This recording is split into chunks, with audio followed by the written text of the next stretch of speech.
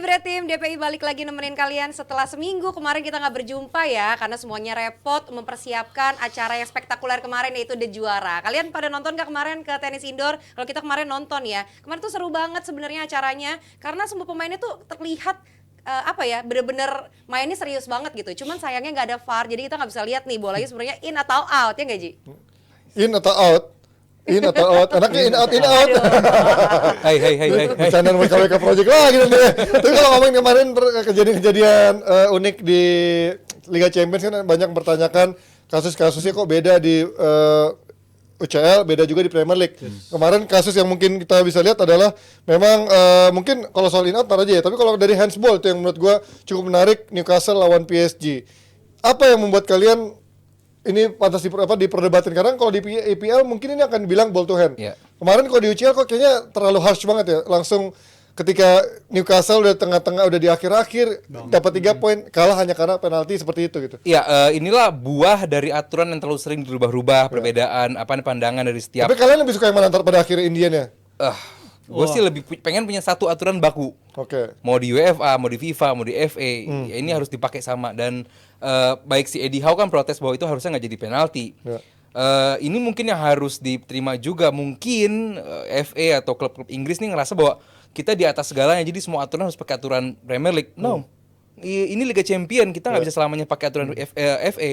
Ini aturan yang emang aturan FIFA, di mana aturan FIFA mau handsball, mau dia mau deflect, dia mau sengaja atau enggak, mantul atau enggak, handsball. Kalau di FA masih dihitung sengaja atau tidak, jarak, terus juga posisi unnatural atau tidak, itu masih dihitung. Di UEFA di mana dia pakai aturan FIFA, itu udah jelas itu handball, dan buat gue itu keputusan tepat. Kalaupun ada keputusan kontroversi, itu di menit 64. Ya, itu juga. Di mana hakimnya dijatuhkan di situ kan. Ya. Itu mungkin 50-50, harus dicek sama VAR juga keputusan wasit, dan wasit ini juga bukan wasit sembarangan, Ji. Ini wasit yang mimpin World Cup final juga. Final juga ya. Yes. Artinya bahwa ini bukan wasit yang kemarin sore yang error prone. No, he's very good referee, dan buat gua keputusan kemarin ya tepat karena aturan FIFA jelas saat bola mengenai tangan, mau dia unnatural position, natural position, ball to hand, direct, itu handsball. Dan buat gua dari pihak Inggris seperti Newcastle dan lain, Alan Shearer juga pada kecewa, wajar karena mereka masih berpedomannya pada aturan FIFA. Di Premier League begini, di Premier League begini. Di Serie A itu handsball. Di liga-liga lain itu handsball. Nggak semua peraturan itu bisa diterapkan pakai aturan FA. Orang-orang dari FA, klub dari FA harus respect dengan aturan dari UEFA dan FIFA. Ini antara FA, UCL atau UEFA dan juga Premier League pada akhirnya kan membuat orang jadi bingung ya. Sebenarnya enakan yang strict kayak begini atau memang lebih manusiawi bisa di subjek, tapi ujung-ujungnya kan juga IPL dengan banyak kelonggarannya banyak juga subjektivitas yang membuat ada kontroversi baru gitu. Lu gimana? Gini sih Mas ya, kalau gue tadi ya ada poin dari Bang Aldi ada benernya, karena soal interpretasi jelas wasit punya pedoman masing-masing. Di Premier League punya begini, di UEFA punya begini. Tapi ya gue tekanlah kalau itu fine begitu. Tapi yang jadi perdebatan bagi gue di pertandingan MU, di pertandingannya Munchen, di pertandingan Arsenal bahkan si Kai Havertz itu juga ada bola kena tangan tapi nggak jadi handball. McTominay itu mungkin kalau pedomannya soal faktor mungkin pembeda antara di Liga Inggris dan juga di Liga Champions ketidaksengajaan dan sengajanya. Kalau bola ball to the hand, kalau di Inggris masih bisa dinilai sama wasit itu nggak layak buat penalti. Kalau di UCL kan itu harus layak stonewall penalti kan, idealnya begitu. Tapi di beberapa kondisi kemarin di pertandingan Arsenal kejadian serupa, di pertandingan Munchen kejadian serupa. Tapi kenapa mereka nggak dapat penalti gitu? Jadi menurut gua ada ketidakkonsistenan di antara para wasit-wasit ini. Jangan-jangan yang mimpin Arsenal sama Munchen wasit Inggris tuh. Bisa jadi. Pakai pedoman gitu. Iya, masih bayang-bayangnya Inggris. Nah itu menarik ya Mas, karena wasit-wasit ini kan nggak cuma mimpin dia khusus untuk UCL doang. Rata-rata mereka juga setiap pekan itu mimpin pertandingan di liga-liganya masing-masing yang punya penilaian interpretasi soal handball yang beda-beda juga pastinya. Dan wasit ini kan tadi udah disinggung sama Aldi, CV-nya mimpin Liga Champion, mimpin final World Cup dalam kurun waktu 1 tahun terakhir. Ini menunjukkan kapasitas dia sebenarnya bagus banget. Tapi kenapa bisa kayak gini? Yaitu pertanyaan juga. Karena wasit ini pun yang bagus ini, dia nggak langsung itu nilai itu penalti kan. Dia happy untuk ngebiarin pertandingannya lanjut lagi. Tapi sampai akhirnya dapat intervensi dari VAR dan pertimbangannya juga nggak cepet. Dia agak bingung juga, gue yakin dia agak pressure juga, makan waktu 1 menit 2 menit untuk menentukan keputusan dan akhirnya lahir penalti itu. Jadi menurut gue ya pure ini ya seharusnya VAR itu tugasnya untuk mengintervensi untuk membantu, tapi untuk kasus ini gue agak kecewa sama VAR karena nggak konsisten, nggak ngebantu di kasusnya Arsenal dan juga kasusnya Munchen. Harusnya buat lu ini penalti apa enggak?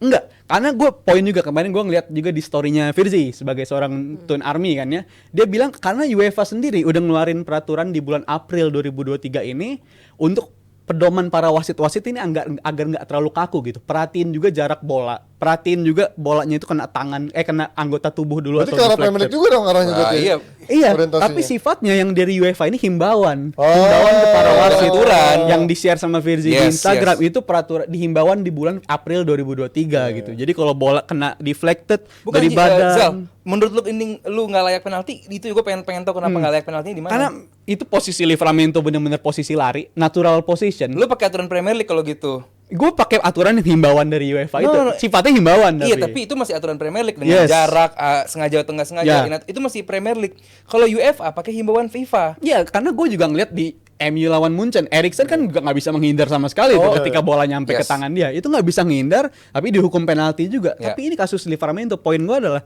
dia nggak bisa ngapa-ngapain, Ngerti bolanya terbang dari badan dia kena tangan, habis itu tangan posisi lari. Brother, gue ngerti maksud lu kenapa nggak konsisten. Kalau nggak konsisten jatuhnya ke kualitas wasit. Iya, tapi Kalau kita, pertanyaannya. kalau kualitas wasit kita nggak bisa atur. Ada wasit yang punya subjektivitas seperti ini, seperti Ya. itu kualitas kita nggak bisa atur. Cuman tugas kita di sini mengedukasi orang aturannya gimana. Nah, buat gue sesimpel bahwa nih aturannya kalau di Liga Champions itu begini, di Ya. Premier League begini, nggak bisa selamanya ini pakai aturan Premier League dan ngerasa bahwa Premier League ini di atas dari UEFA, harusnya pakai aturan Premier League dong.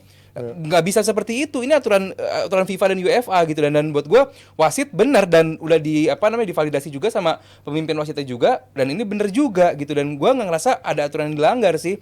Sampai kalau sedikit ada perbedaan ya kayak yang lu bilang tadi, dia nggak direct begitu kejadian langsung tunjuk itu penalti Iya, kan, to the karena spot. dia pun ngerasa yang kayak lu bilang tadi di liga mungkin ini bukan penalti. Tapi dapat intervensi dari VAR, berarti emang ini wasit diingatkan lagi bahwa cuy aturan FIFA nih, cuy aturan UEFA nih, kita harus pedoman itu. Jadi buat gua, ya gua nggak tahu mungkin beda, cuma buat gua ini keputusan tepat sih. Tapi kalau balik lagi pertanyaan Mas Panji, mendingan kayak Liga apa mendingan kayak Champions League? Tapi ada beberapa poin kayak contohnya offside. Gue lebih setuju kayak peraturannya kayak di FIFA aja. Dia lebih cepat ngambil keputusan, kalau garis gitu mungkin lebih gampang. Tapi kalau soal handball ini, gue yakin mau pedomannya kayak apapun, soal interpretasi wasit, soal handball nggak handball itu sangat-sangat rumit bagi That's gue. why harusnya pakai aturan. Soalnya satu aja dari FIFA sebaiknya. Yes. Tapi kalau buat offside mungkin works. Tapi kalau untuk handball ini kan lagi-lagi wasit ini Karena ada- memang ini dari sisi humanis terutama yang main bola Iya, bisa kena mikir tangan ketika handball. lo dalam posisi ini nggak Nggak fair bisa. juga kan, Iya. karena dulu gue inget banget Piala Dunia 98 apa 94 ya, yang si Bajo nendang bola ngarahin ke tangan, justru memang ngarahin ke arah Arahin, tangan, ngechip handsball gitu kan, itu penalti. Maksud gue ketika itu dijadikan alat strategi untuk pemain mendapatkan Iya. penalti, menurut gue juga jadi kayak nggak fair sih. Cuman ya itu memang ini akan menjadi kontroversi terus, tapi memang kalau di Premier League pada akhirnya itu kontroversinya makin lebar karena banyak subjektivitas wasit, yang tadi juga Rizal pun bilang kalau memang udah di UEFA ada aturan bakunya, kok masih juga tidak ada konsistensi di sana gitu kan, ini menjadi pertanyaan kita. Tapi ya kita nggak akan ngomongin soal panjang lebar selalu. Kalau menurut kalian jebretin ini layak penalti apa enggak, dari sisi humanisnya menurut kalian ini manusiawi nggak ketika handsball seperti yang dilakukan Livramento? Kita pindah dari sisi hasil pertandingannya sendiri. Ini menurut kalian dari hasil pertandingan sangat merugikan Newcastle nggak untuk peluang untuk lolos? sangat Ya, ya. Kalau bagi gue sangat Tapi merugikan. menyangka nggak kalian Newcastle bisa menahan PSG sejauh ini? Jujur enggak ya. Dengan banyaknya peluang Mbappe dan segala macam ya? Peluangnya cukup banyak kan? Secara Buat gua individual skill malam ya? kemarin adalah fungsi bahwa lu saat punya kiper bagus, Yup. ada manfaatnya. Shoot stopper. Iya, Pop kemarin gila. Pop Sama kemarin luar back-backnya biasa. kemarin gila sih. Solid ya. Terjebak kemarin. Dan gue bingungnya si Luis Enrique saat lu butuh kemenangan, lu masih menyimpan Gonzalo Ramos di bangku cadangan, lu masih menyimpan Asensio di bangku cadangan, lu nggak langsung mainkan gitu, dan lu masih pakai 4-3-3 di mana Vitinha pun cadangan, lu masih memainkan siapa yang Korea juga, lu kenapa nggak pakai 4-2-3-1 di mana lu punya empat pemain menyerang bersamaan. Dan lu kelihatan lah di babak pertama emang Kolo Muani ini nggak begitu banyak in game contribution, begitu diganti sama yang Barcola Iya, tuh Barcola. Iya. malah lebih bagus. Cuman emang finishing dia emang kurang maksimal. Masih Tapi mentah ya. gua harus akuin lagi bahwa kali ini lebih tenang Newcastle, lebih siap, dikendati dengan kondisi cedera yang cukup banyak. Iya. Siap menghadapi MU juga di akhir pekan. PR-nya Eddie Howe emang lagi banyak banget. Dan buat gua PSG kemarin sangat ketolong sama keputusan wasit di menit akhir karena emang dari ketajamannya kelihatan lah ini klub belum siap lah. Ya. Dengan hasil seri ini siapa yang lebih rugi menurut lo? Karena kan PSG masih harus ketahuan Newcastle. ketemu Dortmund juga kan sebagai puncak klasemen Newcastle. kan. Kenapa gue bilang sangat-sangat Newcastle? Karena ini jarak, kalau dia hampir menang kemarin, ini setidaknya dia punya breathing space jauh lebih besar untuk pertandingan terakhir. Betul. Karena bedanya ya, Apalagi lawannya Milan yang lagi hancur. iya, Ya. buat penutupan itu lebih moral mereka jelas secara masih agak terangkat lah jelas karena mereka di laga penutupan main di kandang juga kan Newcastle itu lawan Milan. Jadi poinnya kan bedanya jauh banget. Jadi kalau seri jadi 5, kalau menang jadi 7 poin kemarin itu benar-benar advantage banget. Sama makanya PSG berarti kan 7. Iya, bisa nyaingin situ. Tapi yang kemarin gue bilang itu tadi gue nyambungin ke Aldi juga. Gue bisa mengerti sebenarnya kenapa PSG menurunkan taktik seperti ini karena mencoba dia mainin si Gonzalo Ramos dari awal tuh udah dicoba juga di St James Park dan hasilnya endingnya kita tahu sama sekali nggak balance, squad PSG-nya sama sekali nggak balance, di tengahnya juga nggak berfungsi dengan baik, di tengahnya padahal fungsinya ada si harusnya Ugarte bisa lebih fight lagi, tapi kemarin ya kelihatan agak berbeda sedikit ya pertandingan kemarin. Tapi ya itu sebenarnya kalau lihat dari stats pun jumlah shots yang diciptakan sama PSG emang banyak banget peluang. Terutama dari mereka Mbappe sih ciptakan. yang memang Iya, dominan banget. selalu bikin sesuatu tuh menjadi peluang gitu. Tapi gue juga shout out untuk Newcastle-nya. Ini benar-benar tim yang berbeda banget ketika main dengan striker atau tanpa striker.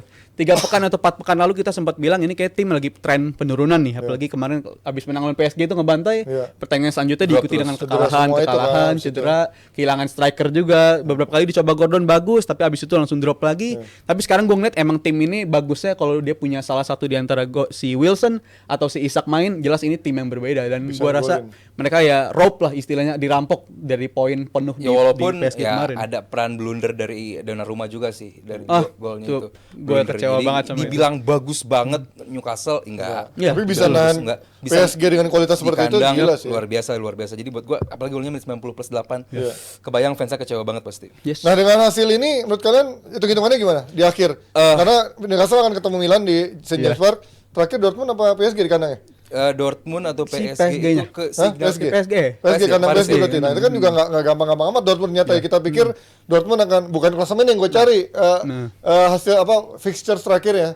Ini kan Newcastle bakal di home lawan Milan. Ya. Kalau Newcastle menang 8. dengan selisih minimal 2 gol Iya. dan Oh PSG Champions tuh head to head apa? gol dulu. Oh goal difference dulu. Oh gede dulu. Gol Oke. dulu. Jadi kalaupun Newcastle menang dan PSG bisa seri, masih menang Newcastle kalaupun golnya 2. Oke. Harus 2-0 selisihnya biar bisa jadi GD-nya jadi +2. Ya.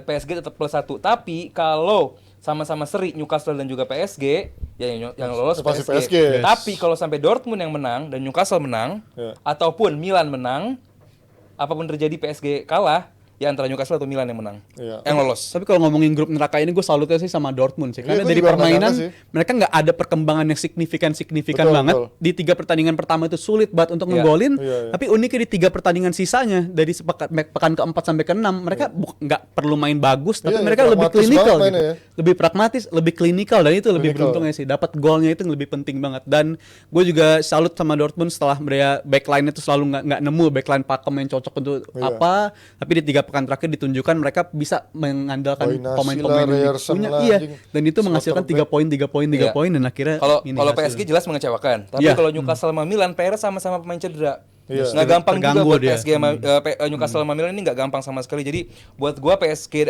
Milan dan juga Newcastle masih bisa fight lolos sampai game week terakhir.